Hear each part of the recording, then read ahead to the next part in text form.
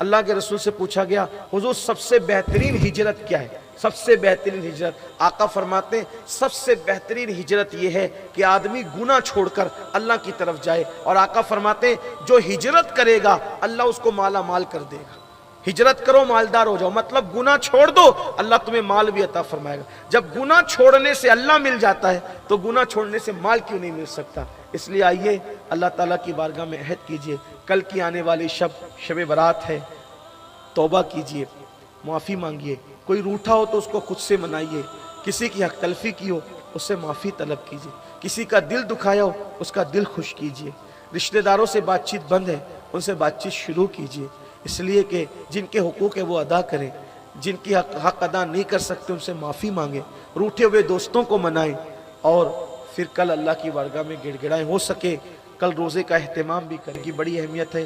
یوں بھی 13، 14، 15 جو ہر مہینے کے 3 روزے ہیں اس کو ایام 20 کے روزے کہتے ہیں۔ آقا علیہ السلام فرماتے ہیں جو یہ 3 روزے کبھی نہیں چھوڑے گا اللہ تعالیٰ قیامت کے دن اس کا چہرہ ایسے چمکدار کرے گا جیسے 14ویں رات کا چاند چمکتا ہے، اور فرمایا میرے آقا نے قیامت کے دن سب روئیں گے اور سب پریشان ہوں گے، لیکن 3 روزے 13، 14، 15 کا روزہ رکھنے والا قیامت کے دن انشاءاللہ روئے گا نہیں، وہ اللہ اس کو رونے سے بچائے گا، اللہ اس کو پریشانی سے بچائے گا۔ اور جو 3 روزے رکھنے کا عادی ہوگا اللہ کے رسول فرماتے ہیں اللہ پاک اس کے سینے سے کینہ ختم کرے گا، اللہ اس کے دل کو صاف کرے گا۔ بڑی فضیلت ہے ان 3 روزے کی۔ اللہ کے رسول علیہ السلام سفر میں بھی ان روزوں کو رکھتے تھے 13، 14، 15 کو، تو آپ ہو سکے تو ہر مہینہ رکھنے کی عادت بنائیں، ورنہ ابھی شعبان میں تو شب برات کے موقع پہ جو روزہ رکھتے ہیں تو آپ یہ روزہ ضرور رکھیں، ان روزوں کی بڑی برکت ہے۔ شعبان کے مہینے میں حضور علیہ السلام بہت کثرت سے روزے رکھتے تھے۔ ام المومنین اما عائشہ فرماتی ہیں اتنا رکھتے تھے کہ ایسا لگتا تھا اب نہیں چھوڑیں گے، پھر چھوڑنا شروع کرتے تھے تو ایسا لگتا تھا کہ نہیں رکھیں گے۔ تو ہم نے پوچھا آقا جتنی کثرت کے ساتھ آپ شعبان میں زیادہ روزے رکھتے ہیں کسی مہینے میں نہیں رکھتے، تو آقا علیہ السلام فرماتے ہیں شعبان کے مہینے میں انسان کی موت لکھی جاتی ہے، تو میں شعبان میں اس لیے روزے رکھتا ہوں تاکہ جس وقت میرے لیے اللہ فیصلہ کرے اس وقت میں روزے کی حالت میں رہوں، تو اس لیے روزوں کا اہتمام کریں۔ ویسے بھی شب برات میں زندگی اور موت کے فیصلے ہوتے ہیں، پیدائش کے فیصلے ہوتے ہیں، شادیوں کے فیصلے ہوتے ہیں، حج کے فیصلے ہوتے ہیں، یعنی یہ فیصلے فرشتوں کے حوالے کیے جاتے ہیں، اس لیے روزے کا کل بھی اہتمام کریں، پرسوں بھی اہتمام کریں۔ یوں بھی لوگ کہتے ہیں روزہ رکھیں گے گرمی میں تو کیا ہوگا، یاد رکھنا گرمی کے روزے کی جو فضیلت آقا فرماتے ہیں جو سخت گرمی میں روزہ رکھے گا اللہ قیامت کے دن اس کو پیاس سے بچائے گا اور اس کو میرے حوض کوثر کا جام عطا فرمائے گا۔ اس لیے روزوں کی عادت بنائیں، ویسے بھی روزہ رکھو صحت مند ہو جاؤ، اللہ کے رسول علیہ السلام فرماتے ہیں روزہ رکھو صحت مند ہو جاؤ۔ کل کی رات عبادت کرو۔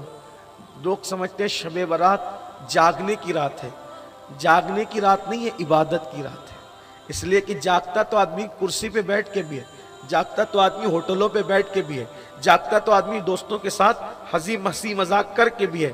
جاگنے کی رات نہیں ہے، یہ رات جگہ نہیں ہے، یہ شب برات ہے، عبادت کی رات ہے۔ صلاۃ التسبیح پڑھیے، صلاۃ التوبہ پڑھیے، صلاۃ الحاجات پڑھیے۔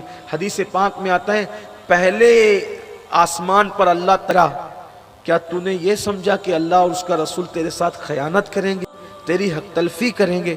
کیا تجھے نہیں معلوم کہ آج کی رات 15ویں شعبان کی رات ہے، شعبان کی 15ویں رات ہے، نصف شعبان ہے آج، اور اللہ آج بنو کلب کی بکریوں کی بالوں کی تعداد کے برابر اپنے بندوں کی بخشش اور مغفرت فرماتا ہے، انہیں جہنم سے آزاد کرتا ہے۔ حضور انہی کے لیے دعا کرنے کے لیے تشریف لے گئے تھے، تو اس رات قبرستان جانا بھی ثابت ہے۔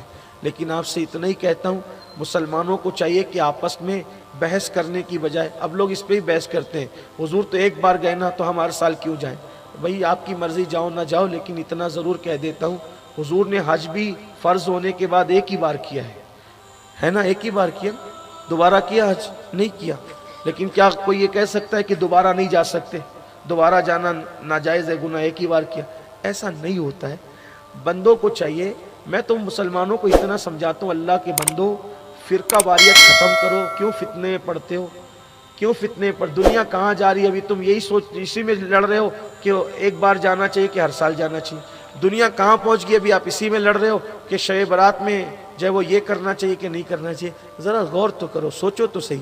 میں تو آپ کو بس اتنا کہتا ہوں، فرقہ واریت چھوڑو، صحابہ اور اہل بیت کا جو عقیدہ تھا اس پر امت متحد ہو، عشق رسول پہ متحد ہو، سواد اعظم کے عقیدے پر امت متحد ہو، اسی میں ہمارے لیے نجات ہے۔ ورنہ آج کے جو حالات ہیں وہ حالات بڑے بھیانک اور بڑے دردناک حالات ہیں۔ اگر آج ان حالات سے ہم نے متحد ہو کر نپٹنے کی کوشش نہیں کی تو اللہ نہ کرے کہیں ہمارے بچے بھی کلمے کے باغی نہ ہو جائیں، اسلام کے باغی نہ ہو جائیں۔ اس لیے اس پہ محنت کرو کہ صحابہ کا عقیدہ کیا تھا اور اہل بیت کا عقیدہ کیا تھا اور سواد اعظم کا عقیدہ کیا تھا، اس عقیدے پر پوری امت متحد ہونے کی کوشش کرے۔ اللہ تعالی ہم سب کے حال پہ رحم فرمائے۔